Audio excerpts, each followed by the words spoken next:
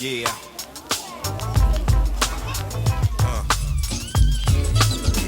Hey guys, it's Heather here. Are you craving some really good crunchy like tortilla chips, but you don't want to go out because you're trying to stay at home and stay safe and stay healthy?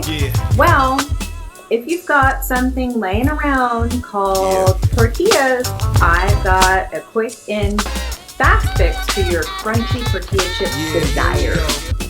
So let's set our oven to start heating, and I've found that the temperature of 400 is the best for cook time. Okay, so here's what you're gonna need. A little oil, salt. If you've got some really cool like flavored salt that you want to add later on, do it. It's all about taste, and of course your tortillas. So we're gonna take our oil, and I like to get a little ramekin just to save from making a huge mess, and pour the oil in.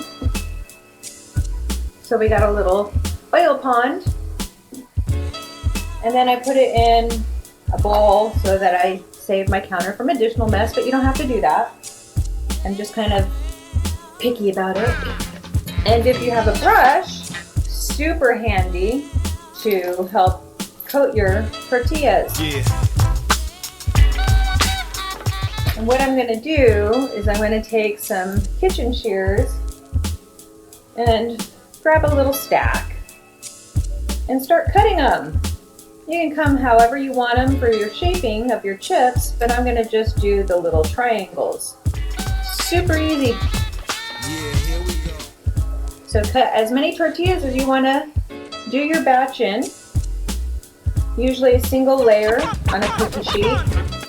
I like to line my cookie sheet with foil, and then you'll want to place them on the cookie sheet without too much overlap. Let's get this lined up. The reason why we don't want to do too much overlap is so that they get nice and super crunchy. You can squeeze a few more in those blank little spots. A little overlap won't hurt you, just not too much. Because you also want to be able to get that oil on them and coat them. That'll do. Then you take your oil and your brush, and then just basically baste them and coat them with a nice little coating of oil. Definitely not low carb right now. Need that comfort crunch food. I'm sure you can do this also with low carb tortillas. So far, the most flavorful that I've found for my own family's preference has been these little corn tortillas that I've had on hand. And by baking these in the oven, it doesn't create a greasy mess on your stove. All right. Then I like to sprinkle with a little bit of salt. And as soon as our oven is warmed up to 400 degrees, we're going to put these bad boys in. Woo! Almost time. Yes! All right, time to go in. Set your timer for about 4 minutes. And we'll just start to check them and see how the color looks, and then see if it's time to flip them over. Okay, the timer's just gone off to tell me that our first 4 minutes have ended, and they're looking pretty good. So I think I'm going to take them out and flip them over now.